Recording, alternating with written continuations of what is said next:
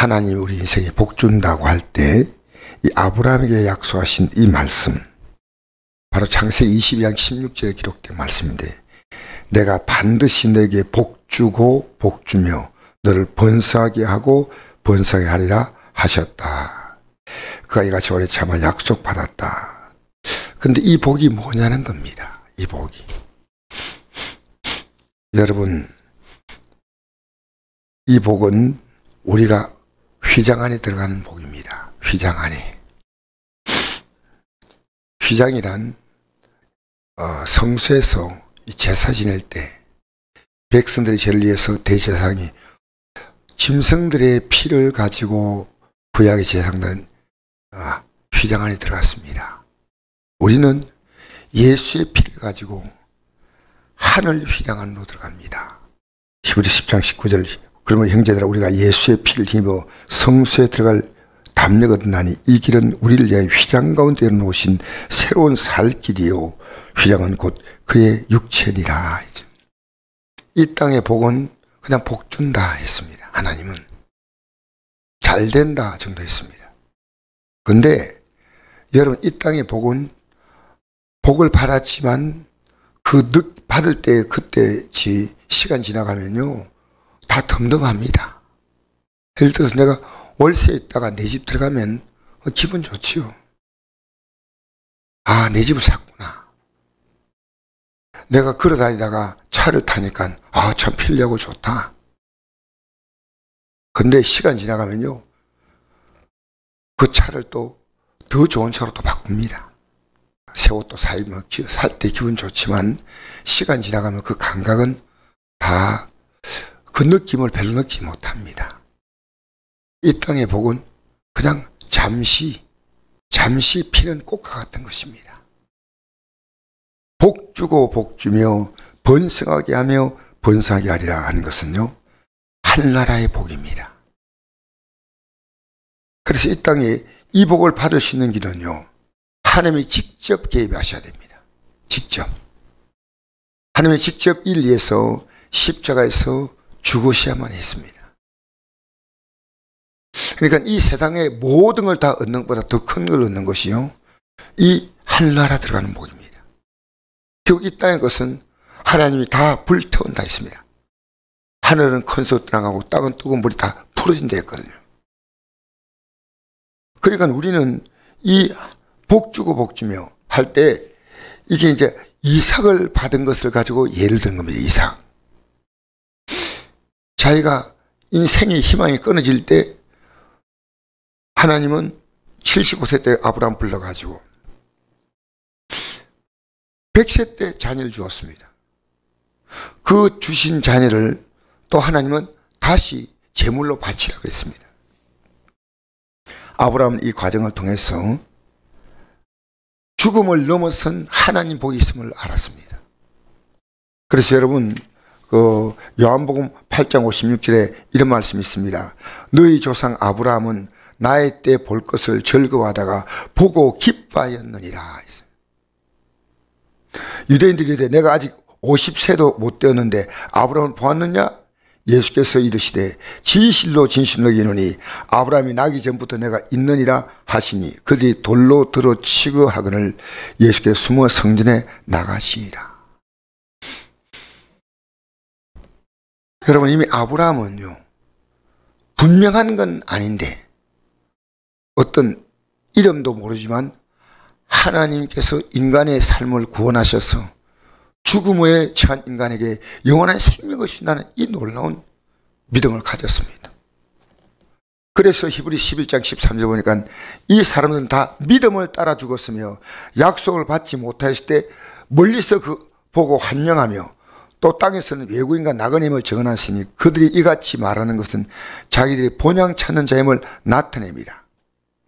그들이 나온 바 본향을 생각했더라면 돌아갈 기회가 있으려니와 그들이 이젠 더 나은 본향을 사모하니 곧 한 데 있는 것이라. 아브라함은 시험 받을 때 믿음으로 이삭을 드렸으니 그는 약속들을 받은 자로 돼 그 외아들을 드렸느니라. 하나님이 능히 이삭을 죽은 자 가운데 다시 살리실 줄 생각한지라. 비유컨대 그를 죽은 자 가운데 도로 받은 것이라. 여러분, 우린 이 세상에서요, 열심히 살아야 된대요. 목숨을 걸고 믿을 수 있는 건 예수밖에 없습니다. 나는 분명히 오늘 이 아침에 여러분 나와서 이 추운 날씨에 참 나온 것은 굉장히 귀한 겁니다. 왜 나왔을까요? 우리는요, 우리가 믿는 이 믿음에 격이 있고 겁이 있습니다. 우리는 이 믿음이 내 생을 다 걸어도 아깝지 않은 믿음이에요. 반드시 너를 복주고 복주며 번성케 하고 번성케 하리라. 하나님이 아브라함에게 준 약속은요, 이삭을 통해서 아브라함은 깨달았습니다. 아, 죽음을 넘어선 하나님 복이 있구나. 그래서 막벨라 굴에 아브라함의 아내도 이삭도 야곱도 요셉도 그 막벨라 한 굴 속에 다 들어간 것은요, 땅에서 그들은 나그네이기 때문에 한 굴에 저들의 시신이 조상의 뼈 위에 뼈가 계속 올려져도 그들은 아무렇지 않았습니다. 우리가 지금 예수 믿는데요, 저는 이 세상에서 예수님을 발견하는 순간에 우리는 사실은 생 끝난 겁니다. 그것이 우리가 영생입니다. 영생. 그래서 요한복음 12장 50절에 보니까 하나님의 명령은 영생이라 되어 있습니다. 하나님 명령입니다. 하나님은 이 세상이 하나님의 영원한 영광 속에 들어가는 그 아름다운 자리에 서게 하려고 예수 그리스도를 통해서 이 구원의 길을 여신 겁니다. 우리가 세상에 속지만은 이보다 더 크게 속는 것은요, 예수 믿은 게 별것 아닌 것처럼 믿고 있다는 거죠. 아닙니다.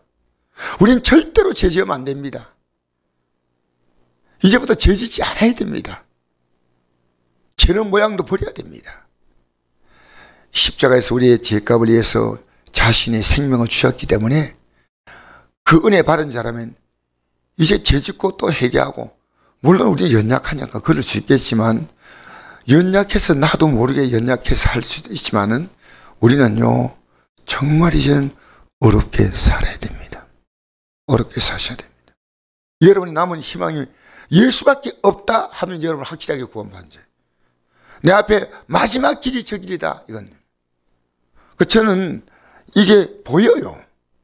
보이니까 앞으로 어떤 핍박이 다가와도 나는 이 믿음 안 흔들린다. 우리 한번 오늘 읽어볼까요? 다시 한번. 자, 13절 보니까 하나님이 아브라함에게 약속하실 때 가르쳐 맹세할 자가 자기보다 더 큰 이가 없으므로 자기를 가르쳐 맹세했다 했어요. 맹세인 거, 맹세. 하나님이 내가 반드시 너를 복주고 복주며 너를 번성게 하셨더니 그가 이같이 오래 참아 약속받았다. 75세 때 하나님 불렀지만 자녀 안 줬어요. 100세 때까지 25년 기다렸습니다. 그리고 받은 자녀가 또 하나님이 다시 한번 그에게 달라고 했습니다. 제물로 바치려 했습니다. 하나님은 그를 위해서 제물 바치려고 할 때 수양을 준비했습니다. 수양을. 그때 이 땅에 수양 같은 분이 오시는구나. 수양. 우리의 영원한 생명 중에서 수양같이, 수양이 뿌리 나무에 걸렸잖아요. 이걸 예수님은 요한복음 8장 57절에 말씀하셨어요. 내 때를 볼 때. 그래서 그 자녀들에게 아마 성경의 자세한 내용은 다 기록되지 않아도 히브리서를 보니까 분명히 알 수 있는 것은요, 우리 한나라를 바라보고 살자. 야곱도 피라미드 가지고 시신 문화가 발달된 애굽에서 장사가 아니고요, 막벨라 굴 조상의 뼈가 있는 거기다 나무 달라는 겁니다. 나무 달라는 거예요. 우리는요, 예수 믿는 거 비장하게 믿어야 돼요. 비장하게. 사람들은 자기보다 더 큰 자를 가리켜 맹세하느니 맹세는 그들이 다툰 일에 모든 일에 최후의 확증입니다. 하나님 약속을 기업으로 받는 자들에게 그 뜻이 변하지 아니함을 충분히 나타내시고 그 일을 맹세로 보증하셨나니, 하늘의 영광은 맹세입니다. 이런 하나님이 거짓말할 수 없는 이 두 가지를, 두 가지가 뭡니까? 약속과 맹세입니다. 하나님 약속하셨고요, 또 맹세하셨습니다. 약속하고 맹세하신 것입니다. 우리는 이 소망을 가지고 있는 것은 영혼에 닿아서 튼튼하고 견고하여 휘장 안에 들어간다. 여러분, 마음을 다하고 목숨을 다하고 힘을 다하고 뜻을 다해서 우리가 주를 섬겨야 될 영광스러운 가치가 있습니다. 이 가치에 우리가 꽃이 뽑히면요, 자녀가 그 중심으로 보입니다. 가족이 그 중심으로 보입니다. 우리는 이 믿음으로 서야 합니다. 어떤 경우도 반드시 너를 복주고 복주며 우리는 반드시 이 길을 가야 합니다. 그러니까 믿는 걸 보면요, 영생을 아는 게 보이는 겁니다. 믿는데 그 답이 나오는 겁니다. 우리는 이 예수님, 정말 여러분, 이 복된 예수님, 이렇게 추운 날씨에도 하나님 옆에 나온 여러분의 하루가 정말 귀합니다. 이 결단이 귀합니다. 오늘도 우리는 이 영생의 길을 가는데 흔들림 없이 가시기를 주의 이름으로 축복합니다.